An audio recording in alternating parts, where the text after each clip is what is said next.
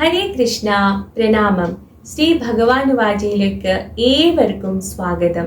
ശ്രീ ഭഗവാനുവാചയിലൂടെ അമൂല്യമായ ആധ്യാത്മിക വിഷയങ്ങൾ വളരെ ചുരുക്കത്തിൽ മനസ്സിലാക്കുവാൻ നമുക്ക് ശ്രമിക്കാം. ഇന്ന് ഈ വീഡിയോയിലൂടെ നാം മനസ്സിലാക്കുവാൻ ശ്രമിക്കുന്നത് നരകലോകങ്ങളെ പറ്റിയാണ്. കുട്ടിക്കാലം മുതൽക്കേ പല കഥകളിലൂടെ നരകലോകങ്ങളിലെ ഭീകരാവസ്ഥയെപ്പറ്റി നാം കേട്ടിട്ടുണ്ട്. എന്നാൽ യഥാർത്ഥത്തിൽ നരകലോകങ്ങളുണ്ടോ? എങ്കിൽ അത് എവിടെയാണ്? ഒരുവൻ നരകത്തിൽ പതിക്കുവാനുള്ള സാഹചര്യങ്ങൾ എന്തൊക്കെയാണ്? ഭഗവത്ഗീത 14-ാം അധ്യായത്തിൽ ഭഗവാൻ പറയുന്നു, സത്വം രജസ്തമ ഇതി ഗുണ പ്രകൃതി സംഭവഃ നിബധ്നന്തി മഹാബാഹോ ദേഹേ ദേഹിനമവ്യയം. ഏ മഹാബാഹുവായ അർജുന, ഈ ഭൗതിക പ്രകൃതി 3 ഗുണങ്ങൾ അടങ്ങിയതാണ്: സത്വം, രജസ്, തമസ്. ശാശ്വതനായ ജീവാത്മാവിന് പ്രകൃതി സംയോഗമുണ്ടാകുന്നതോടെ അത് ഈ 3 ഗുണങ്ങളാൽ ബന്ധനാകുന്നു. ഈ ഭൗതിക പ്രകൃതിയിൽ 3 ഗുണങ്ങളാണുള്ളത്: സത്വം, രജസ്, തമസ്. ഗുണ എന്ന വാക്കിനർത്ഥം കയർ എന്നാണ്. സത്വഗുണത്താൽ ബന്ധിതനാകുന്ന ആത്മാവ് സത്കർമ്മങ്ങൾ ചെയ്യുന്നു. മരണാനന്തരം അവർ പുണ്യത്തിന്റെ ഫലമായി ഉയർന്ന ലോകങ്ങളിലോട്ട് പ്രവേശിക്കുന്നു. എന്നാൽ രാജസികമായ കർമ്മങ്ങൾ ചെയ്യുന്ന ജീവാത്മാവ് ഭൂലോകങ്ങളിൽ ജീവിക്കുന്നു. തമോ ഗുണമുള്ള കർമ്മങ്ങൾ, അതായത് ദുഷ്കർമ്മങ്ങൾ ചെയ്യുന്ന ജീവാത്മാവിന്റെ ഭാവി ഇരുളടഞ്ഞതാണ്. അവർ മരണാനന്തരം നരകലോകങ്ങളിൽ പോയി പതിക്കുന്നു. പാതാള ലോകത്തിനു താഴെയുള്ള നരകലോകങ്ങളിൽ ചെന്ന് പതിക്കുന്നു. ഭഗവത്ഗീത 16-ാം അധ്യായത്തിൽ ഭഗവാൻ പറയുന്നു, ത്രിവിധം നരകസ്വേദം ദ്വാരം നാശനം ആത്മനഃ കാമക്രോധ തഥാ ലോഭസ് തസ്മാത് ഏതത്രയം ത്യജേത്. നരകത്തിന് കവാടങ്ങൾ 3 ഉണ്ട്: കാമം, ക്രോധം, ലോഭം. ബുദ്ധിയുള്ളവർ ഇത് ഉപേക്ഷിക്കണം, കാരണം അത് ആത്മാവിന്റെ അധപതനത്തിന് കാരണമാകും. മരണാനന്തരം യമരാജന്റെ സമക്ഷം യമദൂതന്മാർ ബന്ധിച്ചു കൊണ്ടുപോകുന്നവർ തീർച്ചയായും അഭക്തന്മാരായിരിക്കും. ഒരിക്കൽ പോലും ഭഗവാൻ കൃഷ്ണനെ ഓർക്കാത്തവർ, ഭഗവാന്റെ നാമം ഉച്ചരിക്കാത്തവർ, ഭക്തസംസർഗം പുലർത്താത്തവർ, ദുഷ്കർമ്മികളായ ഇവർ നരകലോകങ്ങളിലോട്ട് പ്രവേശിക്കപ്പെടുന്നു. നരകലോകങ്ങളിൽ വെച്ച് അവർക്ക് മറ്റൊരു ശരീരം കൈക്കൊള്ളേണ്ടതായി വരുന്നു. ആ ശരീരത്തിനെ യാതനാ ശരീരം എന്ന് പറയുന്നു. ഉദാഹരണത്തിന്, ഒരാൾ കുറ്റം ചെയ്താൽ അയാൾ ജയിൽ പുള്ളിയാണ്.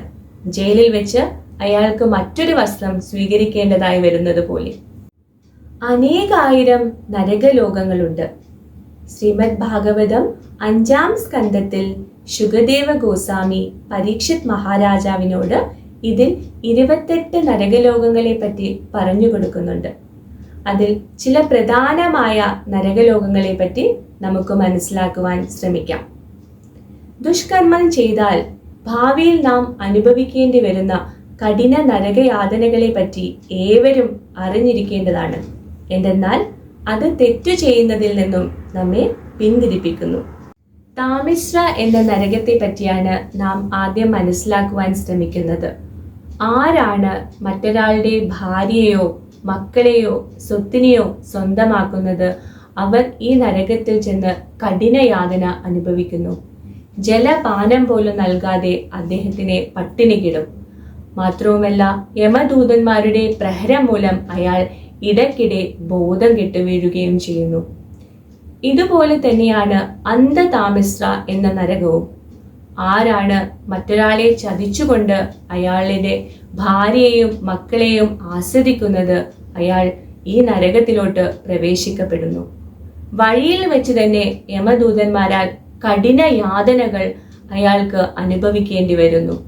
ഈ നരകത്തിൽ എത്തിയ ഉടൻ അദ്ദേഹം അന്ധനായി മാറുകയും അയാളുടെ ബുദ്ധി നഷ്ടപ്പെടുകയും ചെയ്യുന്നു.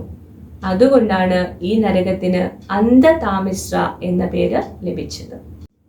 ഈ 2 നരകങ്ങൾ അവിഹിത ബന്ധത്തിൽ ഏർപ്പെടുന്നവർ പ്രവേശിക്കപ്പെടുന്ന നരകങ്ങളാണ്. അവിഹിത ബന്ധത്തിൽ ഏർപ്പെടുന്ന ഒരു വ്യക്തിക്ക് അയാളുടെ പവിത്രത നഷ്ടപ്പെടുകയും ഈ നരകങ്ങളിലോട്ട് പ്രവേശിക്കപ്പെടുകയും ചെയ്യുന്നു. ഒരുവൻ മദ്യം, മയക്കുമരുന്ന് എന്നീ ലഹരി പദാർത്ഥങ്ങൾ ഉപയോഗിക്കുന്നത് വഴി അവന്റെ തപസ് അഥവാ നിഷ്ഠ നഷ്ടപ്പെടുന്നു. അവൻ അയാപാന പോലുള്ള നരകങ്ങളിലോട്ട് പതിക്കപ്പെടുന്നു. അവിടെ വെച്ച് യമദൂതന്മാർ അവന്റെ നെഞ്ചിൽ ചവിട്ടി നിന്നുകൊണ്ട് ഉരുക്കിയ ഇരുമ്പ് അവന്റെ വായിലൂടെ ഒഴിച്ചു കൊടുക്കുന്നു. ചൂതുകളിയിൽ ഏർപ്പെടുന്ന പക്ഷം ഒരുവന്റെ സത്യസന്ധത നഷ്ടപ്പെടുന്നു. അവൻ നരകങ്ങളിലോട്ട് പതിക്കപ്പെടുന്നു. ഇതുപോലെ തന്നെയാണ് മോഷണവും. മറ്റൊരാളുടെ സ്വർണവോ ആഭരണവോ, പ്രത്യേകിച്ച് ഒരു ബ്രാഹ്മണനിൽ നിന്ന് മോഷ്ടിക്കുകയാണെങ്കിൽ അവൻ സന്തംഷ എന്ന നരകത്തിൽ പതിക്കപ്പെടുന്നു. അവിടെ വെച്ച് ഇരുമ്പ് ബോളുകൾ ഉപയോഗിച്ച് അവന്റെ ശരീരം മുറിക്കപ്പെടുന്നു. അങ്ങനെ അവന്റെ ശരീരം കഷ്ണങ്ങളായി മാറ്റപ്പെടുന്നു. മാംസം ഭക്ഷിക്കുന്നതിലൂടെ ഒരുവന് മറ്റുള്ളവരോടുള്ള ദയ നഷ്ടപ്പെടുന്നു.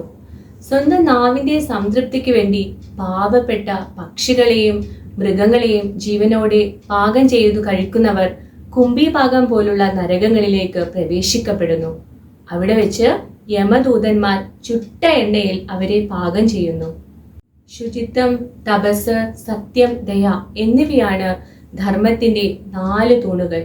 അവിഹിത ബന്ധം, ലഹരി പദാർത്ഥങ്ങൾ ഉപയോഗിക്കുന്നത് വഴി, ചൂതുകളി, മാംസം ഭക്ഷിക്കൽ എന്നിവയിലൂടെ അവർ നരകത്തിലോട്ട് പ്രവേശിക്കപ്പെടുന്നു.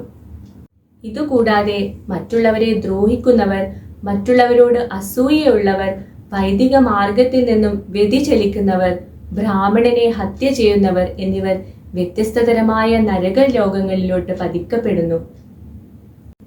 മറ്റുള്ളവരെ ദ്രോഹിച്ചുകൊണ്ട് ജീവിക്കുന്നവർ മഹാരൗരവ എന്ന നരകത്തിലോട്ട് പ്രവേശിക്കപ്പെടുന്നു.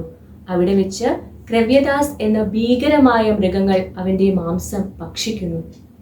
ഇതുപോലെ തന്നെയാണ് മറ്റുള്ളവരോട് അസൂയയുള്ള ആളുകൾ ദണ്ഡസുഖ എന്ന നരകത്തിലോട്ടാണ് പതിക്കപ്പെടുന്നത്. മറ്റുള്ളവരോട് അസൂയയുള്ളവർ പാമ്പുകളെ പോലെയാണ്. അവർ സദാ കോപിഷ്ഠരും മറ്റുള്ളവർക്ക് പീഡനങ്ങൾ നൽകുന്നവരുമായിരിക്കും. അങ്ങനെയുള്ളവരെ 7 തലയുള്ള പാമ്പുകൾ എലികളെ പോലെ എന്നോണം അവരെ ഭക്ഷിക്കുന്നു. അടിയന്തരാവസ്ഥയുടെ അഭാവത്തിൽ ഒരുവൻ വൈദിക മാർഗങ്ങളിൽ നിന്നും വ്യതിചലിക്കുകയാണെങ്കിൽ അവൻ അസിഫത്രവന എന്ന നരകത്തിലോട്ട് പ്രവേശിക്കപ്പെടുന്നു. അവിടെ വെച്ച് യമദൂതന്മാർ അവനെ ചാട്ടവാറുകൊണ്ട് പ്രഹരിക്കുന്നു. പ്രഹരം സഹിക്കാൻ വയ്യാതെ അവൻ തൊട്ടടുത്തുള്ള മൂർച്ചയേറിയ ഇലകളുള്ള ഈന്തപ്പനയിലോട്ട് ഓടിക്കയറുന്നു. അവന്റെ ശരീരത്തിൽ മുറിവേൽക്കുകയും ചെയ്യുന്നു. അപ്പോൾ അവൻ ഉച്ചത്തിൽ നിലവിളിച്ചുകൊണ്ട് ചോദിക്കുന്നു, ഇപ്പോൾ ഞാൻ എന്തു ചെയ്യും? ഞാൻ എങ്ങനെ രക്ഷപ്പെടുമെന്ന്. ഇനി ബ്രാഹ്മണനെ കൊല്ലുന്ന ഒരുവൻ കാലസൂത്ര എന്ന നരകത്തിൽ പ്രവേശിക്കപ്പെടുന്നു. ഈ നരകത്തിന്റെ പ്രത്യേകത ഇപ്രകാരമാണ്. ഈ നരകം ചെമ്പ് പ്രതലമാണ് ഈ നരകത്തിനുള്ളത്. 10,000 യോജന ചുറ്റളവുമുണ്ട് ഈ നരകത്തിന്. ഇവിടെ ഒരുവൻ പ്രവേശിക്കപ്പെടുമ്പോൾ അവന് ചൂട് സഹിക്കാനാവാതെ ആ പ്രതലത്തിൽ അനേകായിരം വർഷങ്ങൾ ജീവിക്കേണ്ടതായിട്ട് വരുന്നു. മുകളിൽ നിന്നും സൂര്യന്റെ താപവും താഴെ നിന്നും ചുട്ടുപൊള്ളുന്ന അഗ്നിയും. വിശപ്പിലുവരി അവൻ അനേകായിരം വർഷങ്ങൾ ഈ ചുട്ടുപൊള്ളുന്ന ചെമ്പ് പ്രതലത്തിൽ ഇരുന്നും നടന്നും ഉറങ്ങിയും കാലങ്ങൾ കഴിച്ചുകൂട്ടേണ്ടതായി വരുന്നു. ഇനി നമുക്ക് കൃമിഭോജനം എന്ന നരകത്തെക്കുറിച്ച് മനസ്സിലാക്കുവാൻ ശ്രമിക്കാം. ആരാണോ അതിഥികൾക്കോ കുട്ടികൾക്കോ പ്രായമുള്ളവർക്കോ ഭക്ഷണം കൊടുക്കുന്നതിന് മുൻപായി ആദ്യമേ ഭക്ഷിക്കുന്നത് അവർ കാക്കകൾക്കു സമാനമാണെന്നാണ് പറയപ്പെടുന്നത്. അവർ കൃമിഭോജനം എന്ന നരകത്തിലെ തടാകത്തിൽ ഒരു കൃമിയായി 100,000 വർഷം ജീവിക്കേണ്ടതായി വരുന്നു. അവിടെ അവർ മറ്റു കൃമികളെ ഭക്ഷിക്കുകയും അവൻ മറ്റു കൃമികളായി ഭക്ഷിക്കപ്പെടുകയും ചെയ്യുന്നു. ഒരുവൻ ഒരു ഉത്തരവാദിത്തമുള്ള കുടുംബത്തിൽ ജനിക്കുകയും തന്റെ നിർദ്ദിഷ്ട കർത്തവ്യങ്ങൾ ചെയ്യാതിരിക്കുകയും ചെയ്യുകയാണെങ്കിൽ അയാൾ വൈതരണി എന്ന നരകത്തിലെ പുഴയിൽ പതിക്കപ്പെടുന്നു. ഈ നദിയിലെ ജലത്തിൽ മൂത്രം, മലം, കഫം എന്നിവയാണ് ഉള്ളത്. മാത്രവുമല്ല, അനേകം ജലജന്തുക്കൾ അവന്റെ മാംസം ഭക്ഷിക്കുന്നു. ഇവിടെ മരണമില്ലാത്തതിനാൽ അയാൾക്ക് കഠിന യാതന അനുഭവിക്കേണ്ടി വരുന്നു. മാത്രവുമല്ല, അപ്പോൾ അയാൾ താൻ ചെയ്ത ദുഷ്കർമ്മങ്ങളെ കുറിച്ച് ഓർത്ത് ദുഃഖിക്കുന്നു. ഇങ്ങനെ ആയിരക്കണക്കിന് നരകലോകങ്ങളാണുള്ളത്. വ്യത്യസ്തതരമായ ദുഷ്കർമ്മങ്ങൾ ചെയ്യുന്നതിന്റെ ഫലമായി നാം നരകങ്ങളിൽ പോയി നരകയാതന അനുഭവിക്കേണ്ടതായി തന്നെ വരും. എന്നാൽ പുണ്യം മാത്രം ചെയ്താൽ അവൻ ഉപരിലോകങ്ങളിലോട്ട് പ്രവേശിക്കപ്പെടുന്നു. പക്ഷെ അത് ശാശ്വതമല്ല. പുണ്യം തീരുമ്പോൾ അവൻ വീണ്ടും ഈ മർത്യലോകത്തിൽ ജനിക്കുന്നു. വീണ്ടും ജനന മരണ ചക്രങ്ങൾ ആവർത്തിക്കേണ്ടതായി വരുന്നു. അപ്പോൾ സാധാരണക്കാരായ നമുക്ക് ഒരു ചോദ്യമുണ്ടാകാം, എങ്ങനെ കർമ്മം ചെയ്യണമെന്ന്. ഇതിനുള്ള ഉത്തരം ഭഗവാൻ ഭഗവത്ഗീത 3-ാം അധ്യായത്തിൽ പറയുന്നു. കർമ്മം വിഷ്ണുവിനായുള്ള യജ്ഞം എന്ന നിലയിൽ അനുഷ്ഠിക്കേണ്ടതാണ്. അല്ലെങ്കിൽ മനുഷ്യനെ അത് ഈ ഭൗതിക ലോകത്തോട് കൂടുതൽ ബന്ധിക്കുകയുള്ളൂ.